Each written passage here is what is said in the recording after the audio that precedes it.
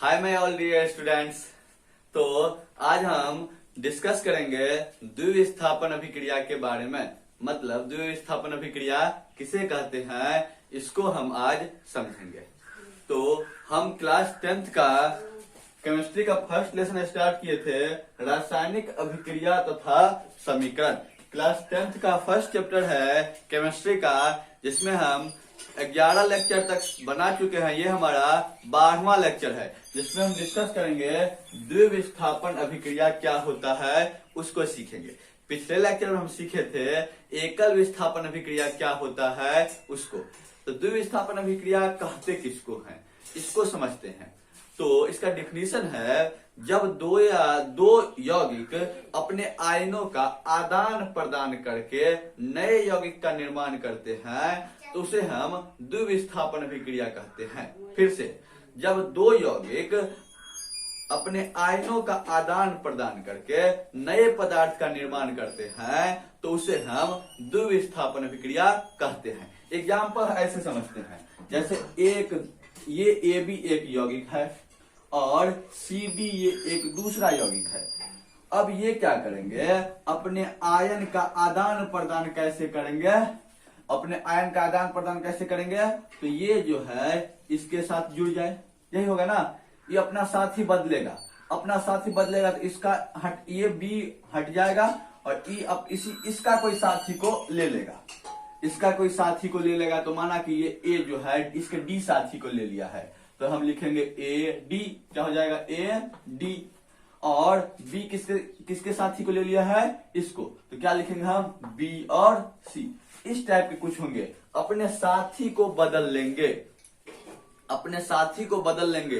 किस अभिक्रिया में, द्विविस्थापन अभिक्रिया में जो है यौगिक अपने साथी को बदल करके नए यौगिक का निर्माण करते हैं। एक एग्जाम्पल समझाते हैं, हम एग्जाम्पल से समझते हैं। जैसे एग्जाम्पल के लिए, जैसे NaCl है एक यौगिक, ठीक, और इसके साथ एक दूसरा यौगिक आया AgNO3। अब NaCl जो है अपने साथी को जो है वो बदल लेगा, Na+Cl-, Ag+ और NO3 क्या होता है, माइनस। यही होता है ना, धनायन फिर ऋणायन, मतलब केटायन और एनायन, केटायन और एनायन, धनायन और ऋणायन। तो आयनिक यौगिक जो है अपोजिट चार्ज वाले आयन से मिलकर बने होते हैं। तो ये एक आयनिक यौगिक है, ये भी एक आयनिक यौगिक है। अब ये अपने साथी को कैसे बदलेंगे, तो प्लस वाला जो है अपने साथी को बदलेगा तो ये माइनस वाला साथी को हटा लेगा और इसके माइनस वाला साथी के साथ जुड़ जाएगा। तो क्या बना लेगा बताओ तो, Na इसके माइनस वाला साथी के साथ जुड़ेगा तो NO3 और फिर प्लस में, और Ag जो है अपना इस माइनस वाला साथी को हटा लिया है, इसके साथ अब कौन जुड़ जाएगा, Cl। तो क्या लिखेंगे हम AgCl। मतलब अपने आयन को बदल लिया है, अपने आयन, इसका आयन था Cl-, अपने आयन को बदल करके दूसरा आयन को अपने पर चिपका लिया है ना। अपने आयन को यहाँ पे अपने आयन को जो है दोनों यौगिक अपने अपने आयन को बदल लिया है। Na के साथ Cl- आयन था और यहाँ पे Ag के साथ NO3- आयन था। अब देखते हैं Na के साथ जो है NO3 आयन आ गया है और Ag के साथ जो है NO3 था बट Cl आ गया है, मतलब आयन को एक्सचेंज कर लिया है। जब आयन का एक्सचेंज करके नए यौगिक का निर्माण होते हैं तो उसको हम बोलते हैं द्विविस्थापन अभिक्रिया। तो हम क्या लिखेंगे डिफिनीशन में, इसको हम क्लीन करते हैं और हम डिफिनीशन लिखते हैं। तो हम क्या लिखेंगे, वैसी अभिक्रिया जिसमें दो यौगिक अपने आयनों का आदान प्रदान कर नए यौगिक का निर्माण करते हैं, द्विविस्थापन अभिक्रिया कहलाते हैं। तो लिखेंगे वैसी अभिक्रिया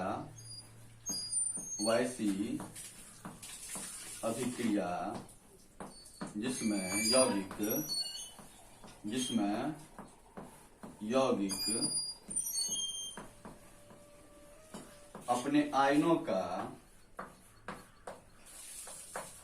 अपने आयनों का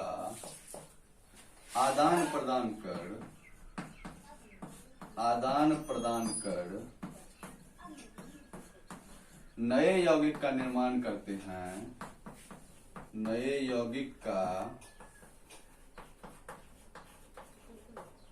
निर्माण करते हैं क्या कहलाते हैं? द्विविस्थापन अभिक्रिया कहलाते हैं। मतलब डबल डिस्प्लेसमेंट अभिक्रिया द्विविस्थापन अभिक्रिया कहलाते हैं।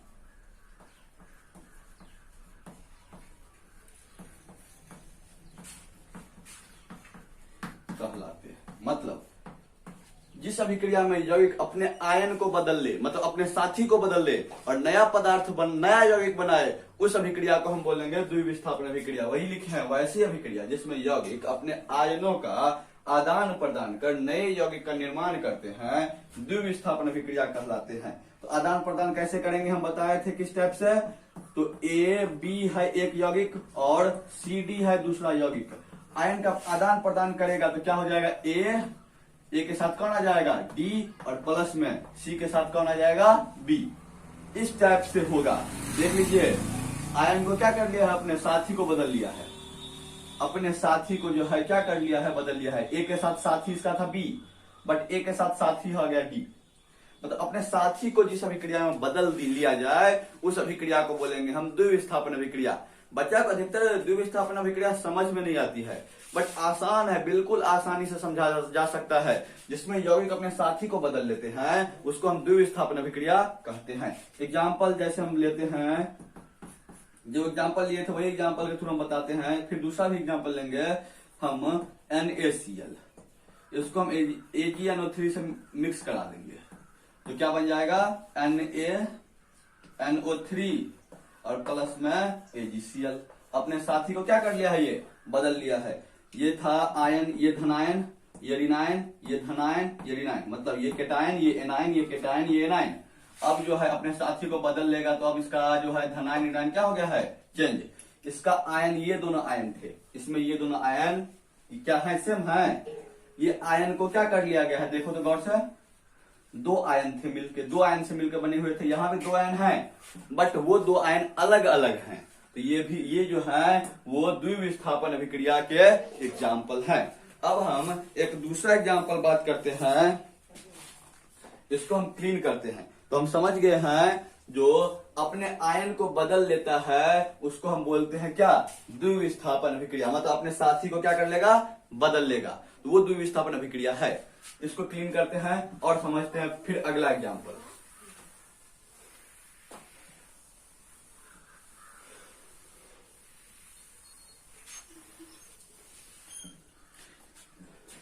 तो हम एक एग्जाम्पल नीचे में ही लिख लेते हैं। तो यहां पे यदि हम BaCl2 को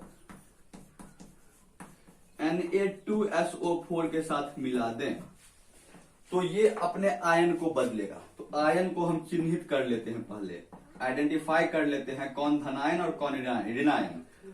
तो ये Ba के साथ पहले ऋणायन Cl क्लोरीन था, Cl2 है यहाँ पे, मतलब Cl माइनस के दो आयन हैं।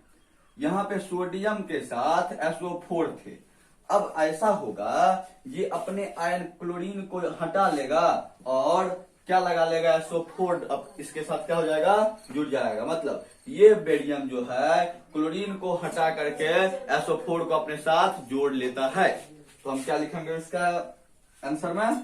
प्रोडक्ट क्या बनेगा? तो BaSO4 प्लस में NaCl।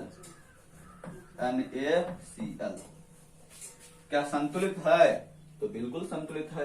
तो ये है हमारे द्विविस्थापन अभिक्रिया के एग्जाम्पल। एक और एग्जाम्पल, तीसरा एग्जाम्पल बात करते हैं। यदि हम FeS को हम रिएक्शन करा देते हैं H2SO4 के साथ तो इसमें भी द्विविस्थापन अभिक्रिया होते हैं। तो ये धनायन, ये ऋणायन, ये धनायन, ये ऋणायन। अब आयन का एक्सचेंज कर लेते हैं। आयन का एक्सचेंज करो तो क्या मिलेगा? FeSO4। Fe जो है ये इसके साथ SO4 के साथ क्या हो जाएगा? जुड़ जाएगा, तो FeSO4। ये ना, ये धनायन जो है इस ऋणायन को छोड़ करके दूसरे ऋणायन के साथ जुड़ गया है। डबल माइनस होता है SO4 पे, अब प्लस में जो है मिल जाएगा हमको क्या? H2S। तो ये भी है द्विविस्थापन के एग्जाम्पल। द्विविस्थापन अभिक्रिया में यौगिक अपने आयन का आदान प्रदान करके नए यौगिक का निर्माण करते हैं। ठीक, अब हम देखते हैं द्विविस्थापन अभिक्रिया कितने टाइप के हो सकते हैं। तो जनरली द्विविस्थापन अभिक्रिया को 3 टाइप में क्लासिफाई किया गया है। फर्स्ट नंबर है हमारा अवक्षेपण अभिक्रिया, जिसको हम प्रिसिपिटेशन रिएक्शन कहते हैं। दूसरा है हमारा उदासीनीकरण अभिक्रिया, जिसको हम न्यूट्रलाइजेशन रिएक्शन कहते हैं। तीसरा है हमारा गैस फॉर्मेशन रिएक्शन, मतलब गैस उत्पत्ति अभिक्रिया। तो हमको 3 ठू है द्विविस्थापन अभिक्रिया के टाइप, तीनों को हमको पढ़ना होगा। तो पहला है, हम बोले थे जो अवक्षेपण अभिक्रिया, मतलब प्रेसिपिटेशन रिएक्शन, जिस अभिक्रिया में कोई प्रतिफल के रूप में कोई ठोस पदार्थ अवक्षेप के रूप में नीचे बैठ जाते हैं, उसे हम अवक्षेपण अभिक्रिया कहते हैं। फिर से, जिस अभिक्रिया में अभिक्रिया के फलस्वरूप कोई ठोस पदार्थ विलयन में नीचे बैठ जाते हैं, उस टाइप की अभिक्रिया को हम अवक्षेपण अभिक्रिया कहलाते हैं। इसका सबसे अच्छा खासा एग्जाम्पल है ये वाला, ये NaGCl न्यूट्रल में बैठ जाता है, इसलिए जो है ये अवक्षेपण अभिक्रिया के एग्जाम्पल हैं। दूसरा होता है न्यूट्रलाइजेशन रिएक्शन। न्यूट्रलाइजेशन रिएक्शन मतलब उदासीनीकरण अभिक्रिया। जब कोई एसिड कोई बेस से रिएक्शन करते हैं, मतलब कोई अम्ल कोई क्षारक से अभिक्रिया करते हैं, तो लवण और जल बनाते हैं, साल्ट और वाटर प्रोड्यूस करते हैं। इस टाइप के रिएक्शन को हम बोलते हैं न्यूट्रलाइजेशन रिएक्शन, और हिंदी में बोले तो उदासीनीकरण अभिक्रिया। ठीक। तीसरा टाइप आता है हमको गैस फॉर्मेशन रिएक्शन, मतलब गैस उत्पत्ति वाली अभिक्रिया। गैस फॉर्मेशन रिएक्शन में क्या होता है, 2 यौगिक अभिक्रिया करके प्रोडक्ट बनाते हैं, जिस प्रोडक्ट में कम से कम एक गैस होना चाहिए, एक गैस की उत्पत्ति होनी चाहिए। इस टाइप की अभिक्रिया को हम बोलते हैं गैस फॉर्मेशन रिएक्शन। तो हम तीनों को बारी बारी से लिखते हैं और तीनों को हम फिर से डिफाइन करते हैं और तीनों का हम एग्जाम्पल देखते हैं। ठीक, तो इसको हम क्लीन कर लेते हैं।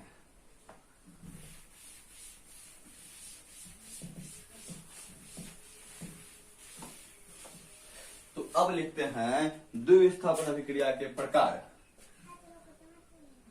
द्विविस्थापन अभिक्रिया के हेडलाइन आप लोग लगाइएगा, द्विविस्थापन अभिक्रिया के प्रकार। आप लोग का हेडलाइन ये रहेगा, ये पूरा, और यहाँ पे आगे जोड़ लीजिएगा। ठीक, तो पहला हम इसमें बात करेंगे कौन सा, अवक्षेपण अभिक्रिया। अवक्षेपण अभिक्रिया। अवक्षेपण अभिक्रिया को हम बोलते हैं प्रेसिपिटेशन रिएक्शन।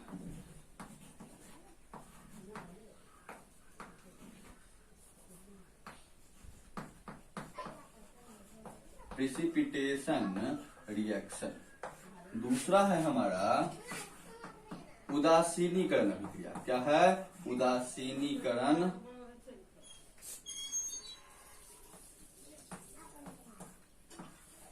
अभिक्रिया, जिसको हम नाम देते हैं इंग्लिश में न्यूट्रलाइजेशन रिएक्शन।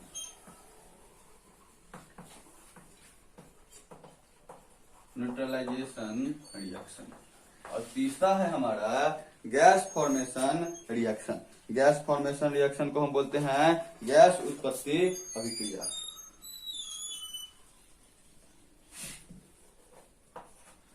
तीसरा है, यहाँ पे जेड है,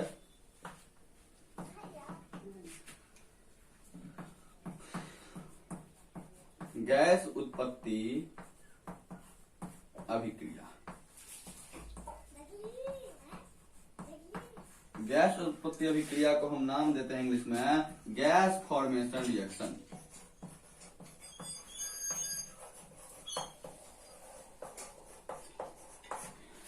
तो हम तीनों को बारी बारी से डिफाइन करते हैं। हम तीनों को तो समझा ही दिए हैं, तीनों क्या होते हैं नहीं होते हैं, हम तीनों को बारी बारी से डिफाइन करते हैं।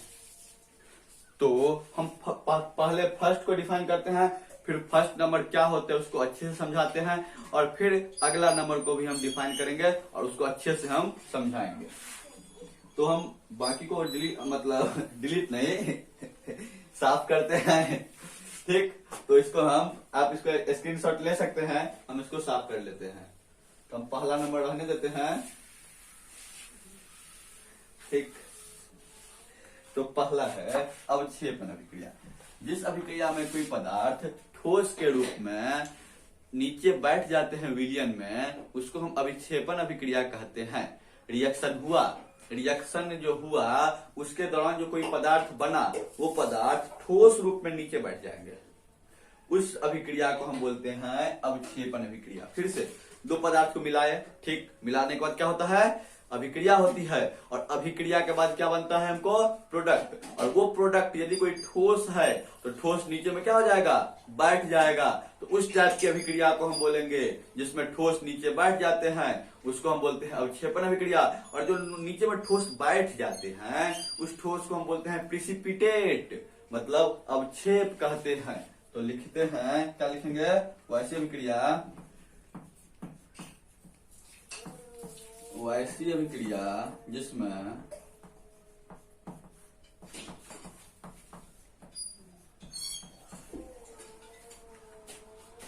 अभिक्रिया के फलस्वरूप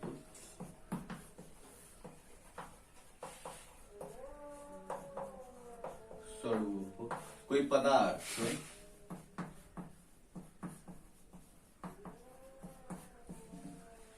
ठोस के रूप में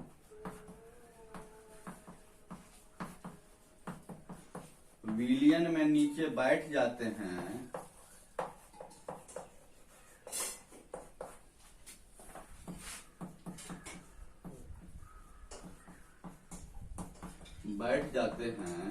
अवक्षेपण अभिक्रिया कहलाते हैं।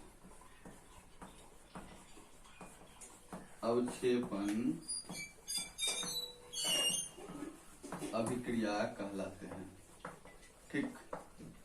ये तो हुई डिफिनेशन। इसका एग्जाम्पल है, अवक्षेपण अभिक्रिया में हम क्या करते हैं, नमक के विलयन में हम AgNO3 डाल देते हैं। क्या डाल देते हैं, AgNO3। तो जैसे ही हम नमक के विलयन में, ये हमारा कोई नमक का जो है, यहाँ पे हम कोई विलयन ले लेते हैं, यहाँ पे हम नमक का विलयन है, NaCl का जो है एक्वस, विलयन मतलब एक्वस। इसमें कोई हम कहीं से हम AgNO3 लाते हैं और इसमें डाल देते हैं। क्या डाल देते हैं, AgNO3। जब ये डालते हैं तो होता क्या है, यहाँ पे हमको एक व्हाइट कलर का उजला प्रिसिपिटेट जो है वो दिखाई देने लगता है। व्हाइट कलर का उजला प्रिसिपिटेट जो है क्या होने लगता है, दिखाई देने लगता है। वो प्रिसिपिटेट अवक्षेप है और इस अभिक्रिया में अवक्षेप बना है, इसलिए ये अभिक्रिया अवक्षेपण अभिक्रिया है, ठीक। तो ये अभिक्रिया अवक्षेपण अभिक्रिया है। क्यों, क्योंकि इसमें अवक्षेप का निर्माण हुआ है। जो अवक्षेप कौन है, AgCl। तो यहाँ पर जब ये हम NaCl में AgNO3 डाले तो क्या हुआ है, हमको बन गया है AgCl और प्लस में हमको क्या मिल गया है, NaNO3। क्या मिल गया है, NaNO3। तो ये एक अवक्षेपण अभिक्रिया के एग्जाम्पल हैं। तो ऐसे समझिए, जब कोई पदार्थ, जहां पे हम इसको क्लीन करते हैं और थोड़ा समझाते हैं, और तो हम ऐसे समझिए, हम क्या किए, तो एक बड़ा सा हम बना के समझाते हैं। एक बर्तन लिए, बर्तन में हम नमक का घोल ले लिए, किसका, नमक का, ठीक। और ऊपर से हम AgNO3 का एक घोल लाए और इसमें डाल दिए। AgNO3 का घोल लाए, किसका, AgNO3 का। और जब ये डाले तो यहाँ पे जो है वो उजला दही जैसा जो है एक पदार्थ जम गया, नीचे बैठ गया। जो पदार्थ कौन था, ये वाला, ये AgCl जो था वो नीचे में क्या हो गया, बैठ गया। तो ये AgCl को हम क्या बोलेंगे, अवक्षेप। और इस अभिक्रिया में जो है अवक्षेप बना है, इसलिए ये अभिक्रिया जो है अवक्षेपण अभिक्रिया कहलाएगी। तो ये तो थी अवक्षेपण अभिक्रिया। और अवक्षेपण अभिक्रिया के फलस्वरूप बने ठोस पदार्थ अवक्षेप कहलाते हैं। लिख सकते हैं, मेंशन कर सकते हैं, अवक्षेपण अभिक्रिया के फलस्वरूप, अवक्षेपण अभिक्रिया के फलस्वरूप बने ठोस पदार्थ, फलस्वरूप बने ठोस पदार्थ क्या कहलाते हैं, अवक्षेप, प्रिसिपिटेट कहलाते हैं, अवक्षेप कहलाते हैं। तो ये जो है हमारा अवक्षेप AgCl का है, जिसका कलर होता है दही जैसा। ठीक, ये था अवक्षेपन अभिक्रिया। अब हम दूसरा बात करते हैं, उदासीनीकरण अभिक्रिया क्या होती है। तो इसको हम क्लीन करते हैं और उदासीनीकरण अभिक्रिया दूसरा पॉइंट जो था हमारा, उसको हम डिस्कस करते हैं। ठीक, उसको हम क्या करते हैं, डिस्कस करते हैं क्या होता है।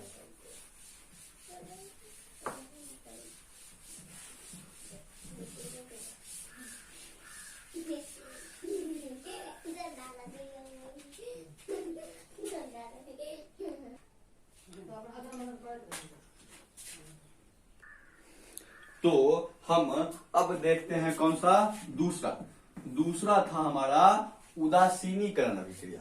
क्या होता है उदासीनीकरण अभिक्रिया, उसको समझते हैं। हेडलाइन लगाते हैं, उदासीनीकरण अभिक्रिया।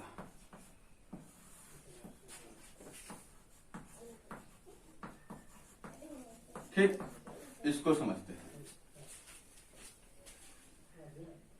है हमारा उदासीनीकरण अभिक्रिया, जिसको हम बोलते हैं इंग्लिश में क्या, न्यूट्रलाइजेशन रिएक्शन। क्या बोलते हैं, न्यूट्रलाइजेशन रिएक्शन। Neutralisation reaction. तो उदासीनीकरण अभिक्रिया में जनरली एसिड और बेस रिएक्ट करके जो है साल्ट और वाटर का निर्माण करते हैं। हिंदी में बोले तो अम्ल तथा क्षारक अभिक्रिया करके लवण और जल का निर्माण करते हैं। तो उस अभिक्रिया को बोलते हैं उदासीनीकरण अभिक्रिया। तो क्या लिखेंगे, हम पहले लिखते हैं, बाद में थोड़ा इसको समझिए। माना कि पानी, इसमें अम्ल था, कोई अम्ल, जैसे हम HCl ले लेते हैं, कोई एक अम्ल है, और इसमें हम डाल देते हैं ऊपर से क्या, तो कोई क्षारक, जैसे NaOH एक क्षारक है। जब ये डाल देते हैं HCl में, तो न अम्ल का प्रभाव रहता है न क्षारक का प्रभाव रहता है। मतलब ये अम्ल क्षारक था जो स्वाद में कड़वा होता है, अम्ल है स्वाद में खट्टा होता है, दोनों में से किसी का प्रभाव ये नहीं रहता है, मतलब दोनों का गुण खत्म। तो जो नया पदार्थ बनता है उसका गुण ये दोनों पदार्थ के गुण से अलग होते हैं, तो उसका एक नाम रखते हैं हम साल्ट, मतलब लवण। क्या बोलेंगे उसको हम, लवण। इसके बनने के दौरान ये दोनों यदि मिला देते हैं, कौन किसको किसको मिलाए हैं, NaOH और HCl को, तो हमको बनता है NaCl अब प्लस में H2O। तो ये जो है हमारा अम्ल और क्षारक, ये लवण और जल बना लिए हैं। तो इस अभिक्रिया को हम बोलते हैं उदासीनीकरण अभिक्रिया। जिस अभिक्रिया में लवण और जल बनते हैं अम्ल क्षारक के अभिक्रिया के दौरान, उस अभिक्रिया को बोलते हैं उदासीनीकरण अभिक्रिया। तो हम क्या लिखेंगे, जिस अभिक्रिया में अम्ल तथा क्षारक अभिक्रिया कर लवण और जल बनाते हैं उसे उदासीनीकरण अभिक्रिया कहते हैं। लिखेंगे वैसी अभिक्रिया,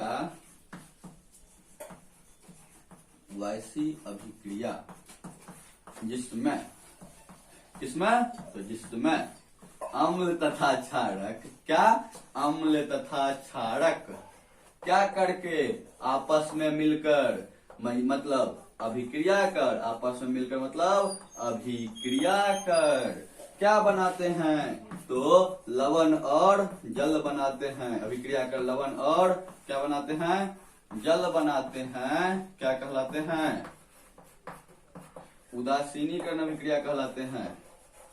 उदासीनीकरण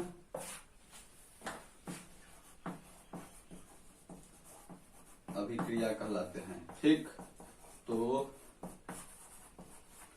वैसी अभिक्रिया जिसमें अम्ल तथा क्षारक अभिक्रिया कर लवण और जल बनाते हैं उदासीनीकरण अभिक्रिया कहलाते हैं। एग्जाम्पल के लिए जो एग्जाम्पल लिए थे वही ले लेते हैं। HCl प्लस NaOH, ये मिलके बनाते हैं NaCl और प्लस बनाते हैं H2O। तो अम्ल तथा क्षारक कौन है, क्या है, ये अम्ल है, ये क्या है, क्षारक है, मिल करके क्या बना लिया, ये लवण बना लिया है, और क्या बनाया है, जल। तो जिस अभिक्रिया में अम्ल क्षारक अभिक्रिया करके लवण जल बनाते हैं उसे उदासीनीकरण अभिक्रिया कहते हैं। और एग्जाम्पल हो सकता है, तो और एग्जाम्पल देख लीजिएगा बुक से, हम इसको एक ही एग्जाम्पल से समझ लिए हैं। जिस अभिक्रिया में लवण और जल बनेगा वो उदासीनीकरण अभिक्रिया होगा। तो इसको क्लीन करते हैं, तीसरा देखते हैं। तीसरा है गैस फॉर्मेशन रिएक्शन, मतलब गैस उत्पत्ति अभिक्रिया। तीसरा बुक में मेंशन नहीं है बट फिर भी हम पढ़ा देते हैं, इसी का पार्ट है इसलिए। गैस उत्पत्ति अभिक्रिया, जिसको हम बोलते हैं गैस फॉर्मेशन रिएक्शन। क्या बोलते हैं? Gas formation reaction. तो जिस अभिक्रिया में दो यौगिक अभिक्रिया करके गैस का निर्माण करते हैं उसे गैस फॉर्मेशन रिएक्शन कहते हैं। तो वैसी अभिक्रिया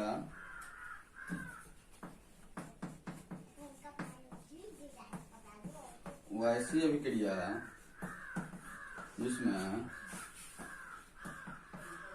दो यौगिक आपस में मिलकर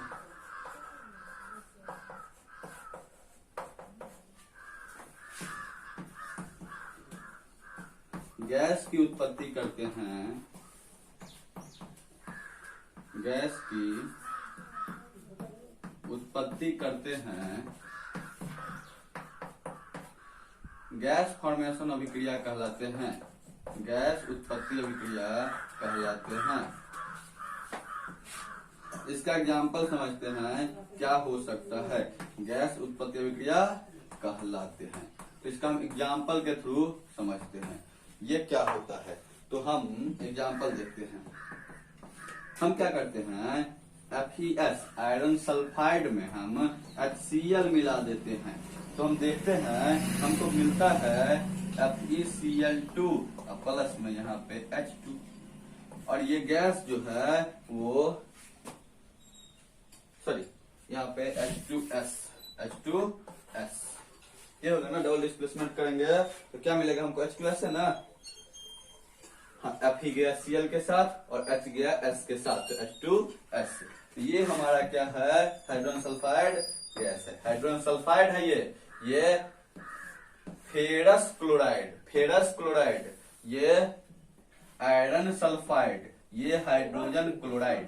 तो FeS में मिला दिए हैं HCl, तो हमको FeCl2 प्लस H2S मिलता है। तो हमको ये गैस मिल रहे हैं। इस अभिक्रिया में गैस की उत्पत्ति हो रही है। ये भी द्विविस्थापन अभिक्रिया है। द्विविस्थापन अभिक्रिया आयन का आदान प्रदान हो रहा है बट इसमें गैस बन रहा है, तो बोलेंगे गैस फॉर्मेशन रिएक्शन। यदि अवक्षेप बनता है तो प्रिसिपिटेशन रिएक्शन, यदि लवण और जल बनते हैं तो उदासीनीकरण अभिक्रिया मतलब न्यूट्रलाइजेशन रिएक्शन। तो ये हमारा था द्विविस्थापन अभिक्रिया। द्विविस्थापन अभिक्रिया खत्म हो गए हैं। अब अगले लेक्चर में हम देखेंगे रेडॉक्स रिएक्शन, रेडॉक्स अभिक्रिया। सबसे अच्छा टॉपिक है रेडॉक्स रिएक्शन, जो आगे भी काम देता है। तो उसको हम नेक्स्ट लेक्चर में कवर करेंगे। Thank you. लेक्चर को हम यहीं पे खत्म करते हैं।